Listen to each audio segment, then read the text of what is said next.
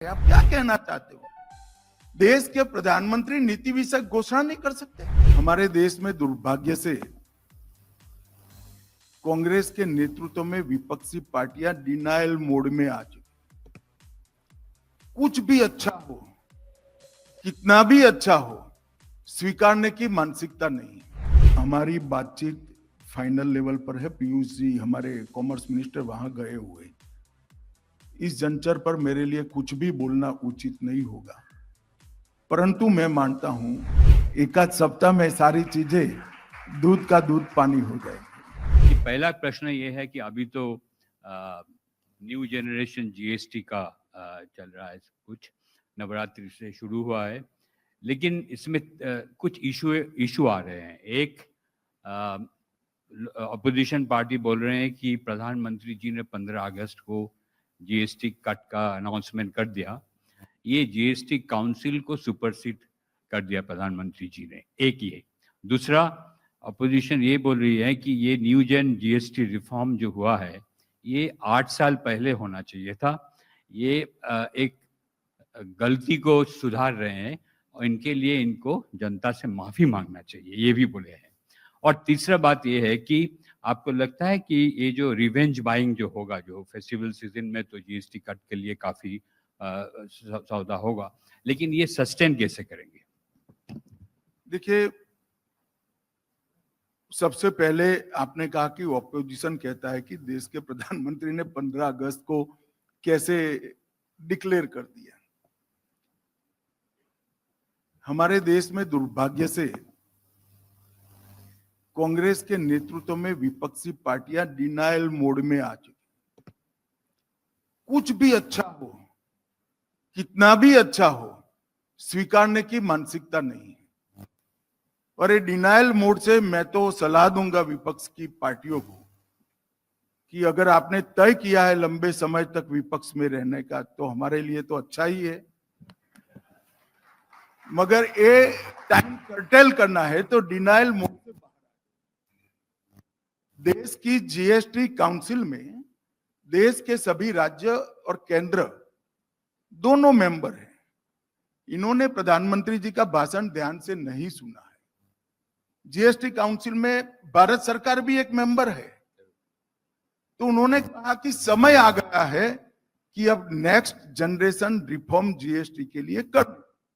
ये सुझाव भारत सरकार का प्रधानमंत्री नहीं, देश का कोई भी नागरिक कर सकता है। भाई, यहां पर बैठा हुआ कोई भी व्यक्ति कर सकता है, ये सबका अधिकार है। आप क्या कहना चाहते हो?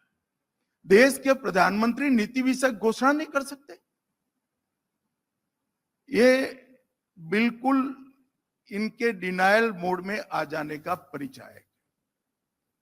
दूसरा, आपने जो कहा कि ये 8 साल पहले हो जाना चाहिए था,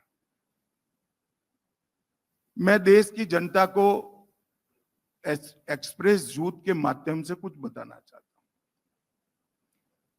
हूं। राहुल गांधी जी की पार्टी से कई लोग कह चुके हैं, गर्व से कहते हैं कि जीएसटी हमारा इनिशिएटिव था। तो भाई इंप्लीमेंट क्यों नहीं हुआ? आपके समय में इंप्लीमेंट क्यों नहीं हुआ? तो जवाब आता है कि राज्य विरोध कर रहे थे। राज्य क्या विरोध कर रहे थे? हम सब जानते हैं कि ऑक्ट्रॉय से लेकर, एक्साइज से लेकर, मनोरंजन कर से लेकर सेल्स टैक्स तक 16 बिक्री कर आप मर्ज कर कर एक टैक्स बनाओगे तो राज्यों की इनकम पर भारी असर, नेगेटिव असर पड़ेगा। तो उस वक्त राज्यों ने डिमांड करी कि भाई हमें 10% ग्रोथ से रीएम्बर्समेंट किया जाए।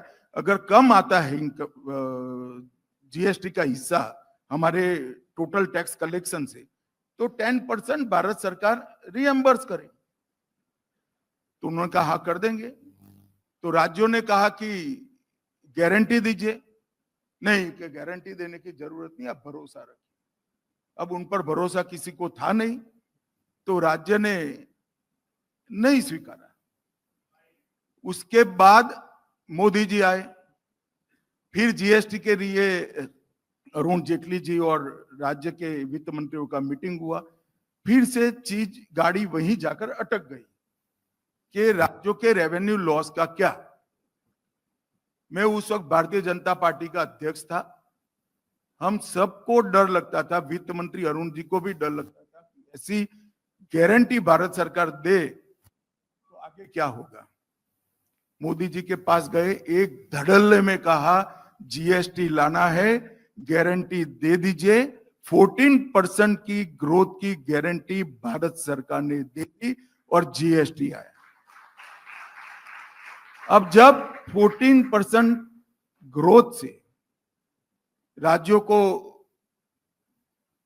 रेवेन्यू की जो उनकी कटौती होती है, इसको भरपाई करना है, तो स्वाभाविक रूप से टैक्स थोड़ा ज्यादा होगा, क्योंकि राज्यों के पास ही जाना है, इसमें इनके भी राज्य हैं। अब ये 60,000 करोड़ से यात्रा चालू हुई थी, 2 लाख करोड़ तक पहुंच गई हमारी जीएसटी कलेक्शन की। 2 लाख करोड़ की यात्रा पहुंचने के बाद सरकार ने अपना खजाना भरने की बजाय ये तय किया कि अब जीएसटी में लोगों को राहत देनी चाहिए, और इतना बड़ा टैक्स का कटौती आजादी के बाद, और कांग्रेस वालों को भी मैं बताना चाहता हूं, जवाहरलाल नेहरू से लेकर नरेंद्र मोदी तक इतना बड़ा बिक्री कर का कटौती किसी ने नहीं किया है जो नरेंद्र मोदी जी ने किया है। एक मिनट मजमूदार जी, और इसके कारण आप लोग भी एनालिसिस नहीं कर पाते हैं। मैं पिंक पेपर बरोबर पढ़ता हूं, किसी ने नहीं लिखा है। इससे जनता का भरोसा, टैक्स पेयर का भरोसा बढ़ेगा।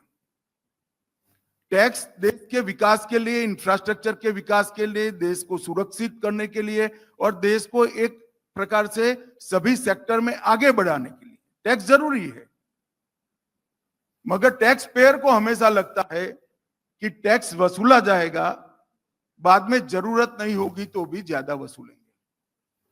पहली बार ऐसा हुआ है, इनकम टैक्स की लिमिट को हम 12 लाख तक ले गए, कॉर्पोरेट टैक्स को 15% तक ले आए, और अब जीएसटी में भी टैक्स की इतनी भारी कटौती की। इससे हमारे टैक्स पेयर का भरोसा सरकार पर बढ़ा है, जो हमारे अर्थतंत्र के लिए बहुत अच्छी बात है। और इसका एनालिसिस मेरा आग्रह है कि सभी पिंक पेपर वालों ने करना चाहिए, न कि इस प्रकार की स्टोरी इसके 8 साल पहले से क्यों नहीं कम किया। मेरी तो अपेक्षा है कि जवाब मुझे देना ही नहीं चाहिए, आप लोगों का जिम्मेदारी है सच बात जनता के सामने रखने का। मगर इससे न्यूट्रलिटी प्रभावित हो जाएगी, ऐसे एक बोध में आप लोग जीते हैं। न्यूट्रलिटी सच बताने से नहीं प्रभावित होती है, न्यूट्रलिटी सच न बताने से प्रभावित होती है। जी अभी ये जो तारीफ, यूएस तारीफ चल रहा है, पीयूष गोयल जी अभी यूएस में भी है, इनसे बातचीत कर रहे हैं। मेरा 2 प्रश्न है। एक, आप थोड़ा तो गिव एंड टेक करना पड़ेगा। आप क्या Indian government open to some limited entry of agriculture? That's one. देखिए मजमूदार जी, आप भी जानते हैं, ये सभागार में बैठा हुआ हर व्यक्ति जानता है कि हमारी बातचीत फाइनल लेवल पर है। पीयूष जी हमारे कॉमर्स मिनिस्टर वहां गए हुए। इस जंचर पर मेरे लिए कुछ भी बोलना उचित नहीं होगा, परंतु मैं मानता हूं कि आइदर और साइड पर जो भी डिसीजन होगा, भारत सरकार हमारे अर्थतंत्र की गति को बरकरार रखेगी। भारत सरकार देश के प्रधानमंत्री, देश के कॉमर्स मिनिस्टर की विजडम पर हमने छोड़ देना चाहिए। थोड़े समय राह देखिए। आपका सवाल मेरे हिसाब से थोड़ा एक आध सप्ताह प्रीमेच्योर है। एक आध सप्ताह में सारी चीजें दूध का दूध पानी हो जाएगी।